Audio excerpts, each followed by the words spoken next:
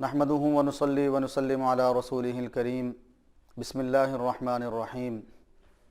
نبی کریم صلی اللہ علیہ وسلم کا ارشاد گرامی ہے، المستشار مؤتمن، کہ جس سے مشورہ لیا جائے وہ امانت دار ہے۔ اس حدیث کے اندر آپ صلی اللہ علیہ وسلم اپنی امت کو یہ سبق دے رہے ہیں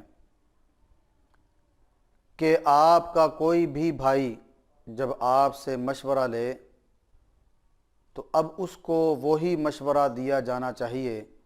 کہ جس مشورے کے اندر اس کے لیے خیر ہو اور اس کے لیے بھلائی ہو۔ اگر آپ نے اس کو مشورہ دیتے وقت اس کی بھلائی اور اس کی خیر کو نظر انداز کر دیا اور اس کو مشورہ صحیح نہ دیا تو آپ صلی اللہ علیہ وسلم یہ ارشاد فرما رہے ہیں کہ پھر تم یہی سمجھو کہ تم نے امانت کے اندر خیانت کی ہے۔ اسی لیے آپ صلی اللہ علیہ وسلم نے ارشاد فرمایا، المستشار مؤتمن، جس سے مشورہ لیا جائے وہ امانت دار ہے۔ امانت دار ہے کا مطلب یہ بنتا ہے کہ اب اس کے اوپر ضروری ہے یہ بات، اور یہ بات لازم ہے کہ وہ مشورے کو امانت سمجھ کر صحیح اس کا حق ادا کرے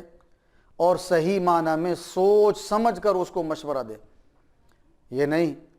کہ جب کوئی مسلمان بھائی، کوئی رشتہ دار، کوئی دوست اس سے مشورہ لینے کے لیے آیا اور یہ بیٹھ کے یہ سوچے کہ یہ مجھ سے مشورہ لے رہا ہے،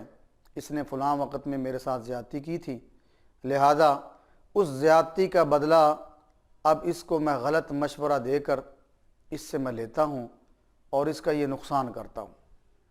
تو یاد رکھیں، انسان جب کسی کے لیے گڑھا کھودتا ہے تو وہ حقیقت میں وہ گڑھا اس کے لیے نہیں ہوتا، وہ اپنے لیے ہی ہوتا ہے۔ وقتی طور پر جس کے لیے آپ نے گڑھا کھودا ہے اس کو نقصان پہنچ سکتا ہے، اس کو تکلیف ہو سکتی ہے،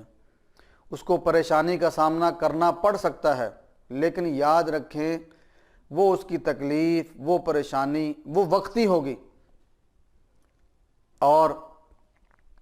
اس کے بدلے میں جب اللہ رب العزت آپ کو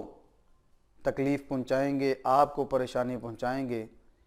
تو وہ حقیقی معنی میں وہ گھڑا آپ جو اس کے لیے اس وقت کھود رہے تھے وہ اپنے لیے، آپ کے لیے اس وقت ثابت ہوگا۔ تو اس لیے جب کوئی آپ سے مشورہ مانگے، اگر آپ کو وہ بات سمجھ میں آئے تو پھر ایمانداری کے ساتھ اس کو مشورہ دیں، اور اگر آپ کو اس کی بات سمجھ میں نہیں آتی تو بالکل واضح الفاظ کے ساتھ آپ اس سے معذرت کر لیں اور اس کو کہیں کہ بھائی آپ جس کام میں مجھ سے مشورہ لینا چاہ رہے ہیں مجھے اس کی سمجھ نہیں ہے، لہذا میں آپ کو مشورہ نہیں دے سکتا، بجائے اس کے کہ آپ اس کو غلط مشورہ دیں اور اس کا نقصان کریں، اس کی وجہ سے آپ کے ساتھ بھی پھر اچھا نہیں ہوگا، آپ کا بھی نقصان ہوگا۔ اس لیے ہمیں چاہیے کہ اس حدیث کو مد نظر رکھتے ہوئے ہم سے کوئی بھی مشورہ لینے آئے تو اس کو ایمانداری کے ساتھ مشورہ دیں اور حقیقی معنی میں اس کا مخلص ہو کر اس کو مشورہ دیں، اگر سمجھ میں آئے، اگر سمجھ میں نہ آئے تو پھر اس سے معذرت کر لیں۔ وآخر دعوانا ان الحمد للہ رب العالمین۔